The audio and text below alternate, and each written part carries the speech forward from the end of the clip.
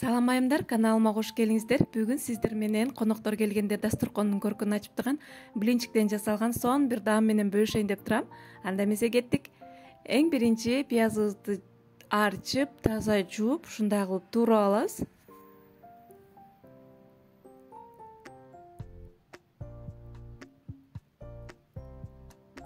Туурап алдык. Эми идишибизге салып, бир четке ала турабыз дагы. Болгарский перецибизди дагы ушундай кылып узунча кылып туурап, андан кийин ушинтип туурап аласыздар. Майдараак кылып туураңыздар. Буну да бир четке ала турабыз. Андан кийин бизде козук карындын ушундай ак түрүн алып, таза жууп, кургатып, анан ушундай кылып туурап аласыздар. Бардыгын 4 чарчы кылып туурап алыңыздар.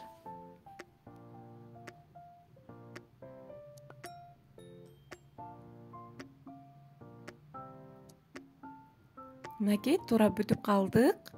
Эми мындай бир четке ала турабыз.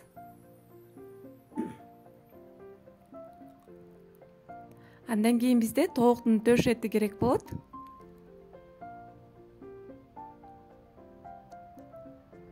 Этти дагы туурап алабыз.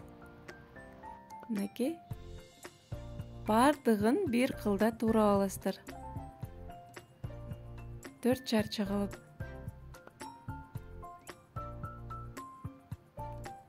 Мынакей туурап бүтүп калдык. Мынакей мында салып алабыз этти дагы. Андан кийин бизге чеснок керек болот. Чеснокту майдалап аласыздар.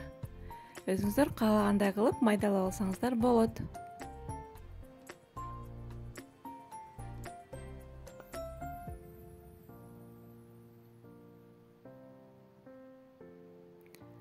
Андан кийин май куюп, сковородкабызга таза кызытып туруп, пиязыбызды салып, кууруй баштайбыз. Пияз кичине кызарып курулгандан кийин этибизди салабыз. Этти салып, аралаштырып, кууруп. Андан кийин болгарский перецти салабыз. Орточо отто кууруңуздар. Улуу отто куурсаңыздар, этиңиздер бышпай калышы мүмкүн. Чеснокту салдык. Дагы аралаштырып кууруйбуз. Андан кийин татына жараша туз салабыз. Кара мурч салдык, дагы аралаштырып, кичине кууруп 5 минутадай. Андан кийин үстүнө козу карыныбызды салып, андагы жакшылап кичине 2-3 минутадай кууруп аласыздар. Мынакей.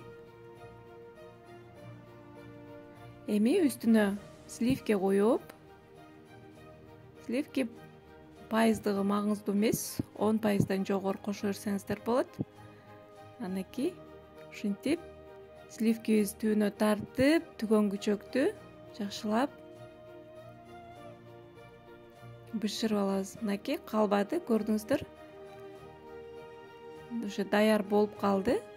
Отту өчүрүп, муздаткычка коюп коебуз.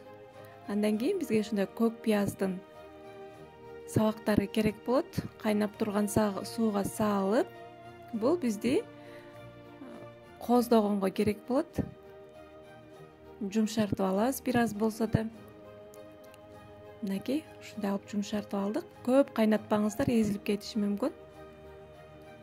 Алып алабыз дагы, муздатып коебуз.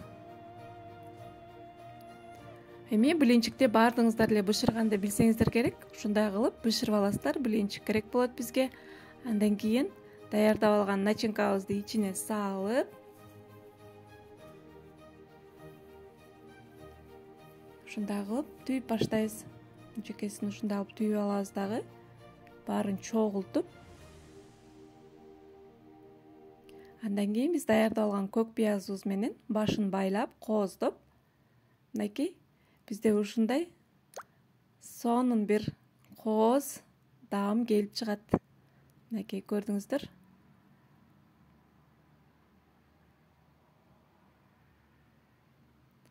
Экинчисин дагы көргөзүп берейин.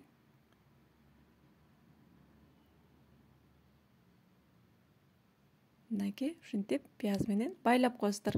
Аябагандай кооз дасторкондун көркүн ачкан, конокторуңуздарды таң калтырган сонун даам болот. Сиздер да жасап жакындарыңыздарды, конокторуңуздарды кубантыңыздар. Каналыма каттала элек болсоңуздар каттала кетиңиздер.